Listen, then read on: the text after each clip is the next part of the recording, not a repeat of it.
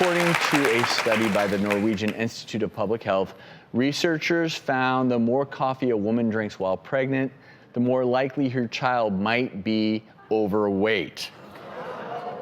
But as we do in the doctors, we don't just look at headlines, we discuss them. Because look, women out there hear so much conflicting advice when they're pregnant, and now people are going to read this headline and wonder, well, is caffeine okay during pregnancy? Is it okay in any amount? How much? How little? And so I want to ask you, Dr. Behera, as an OB-GYN, you're counseling your patients all the time about what to do, what to avoid, what headlines are scary. What do you take from this study? You know, this is probably one of the more common questions I get, definitely in women who are trying to get pregnant and then afterwards when they are pregnant. And we know it's common to be exhausted and fatigued during a pregnancy and wanting to do something to help give you that boost of energy. I've been there. I remember being pregnant and being knocked out by noon, and to get through the rest of the day, you need a little something. The key to the study, though, is the excess amount of caffeine. I think it's hard to find a study that shows any harm in levels below that 200 milligrams of caffeine, which lets you have that 1 cup a day. But the excess amounts, it does make some sense. I think caffeine affects our metabolism, so obviously it's going to affect the metabolism of the baby.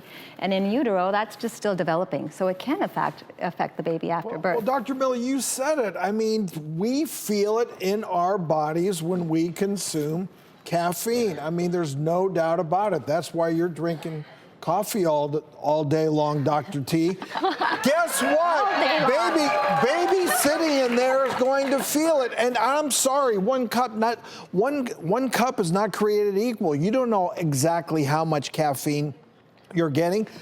Caffeine can't be good for the fetus. I think you got to be careful there. You have to be careful, exactly, because I think, getting back to the premise, pregnant women hear so much conflicting information. And when you're pregnant, everything you do, you're getting judged. If you do drink caffeine, if you don't drink caffeine. Well, why take the chance, though? I understand what you're saying, Drew, but think about this. So what she said, 200 milligrams. Your average cup of tea or soda, maybe 25 to 50 milligrams. Your average cup of coffee, about 100 milligrams. So you're still able, if you're fatigued, because believe me, when you are pregnant, you are exhausted. You know, with few exceptions, some people feel better, but most of us are really dragging ourselves around at that juncture. I'm not pregnant, and I need that morning fix. I know what you're saying. I mean, there is no question in my mind that I am dependent on that morning blast of coffee, no doubt. And to give that up would be difficult. But you also have to acknowledge that 10 years ago, when we started hosting this show,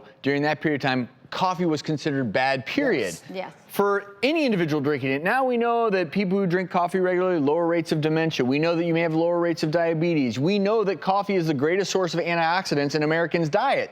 That the coffee bean itself, if you grind that up and you make your coffee, that can be really healthy for you. But I think we also know when we've had one too many cups of coffee, much like when you've had one too many cups of alcohol, you feel it. And all of a sudden, you know it's not good for you anymore. Yes. In my opinion, if you're a pregnant woman or any woman or man and you're drinking to that point, yes, you know it's deleterious. But I'm a man. I'll never be pregnant. But I feel so much sympathy for women because I am so sick of everyone judging pregnant women for every single thing they do. And if you're going to judge them for having a cup of coffee in the morning...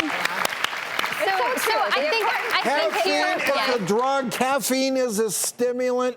Why take the chance? Right? A little bit. It's probably without having evidence that there's harm.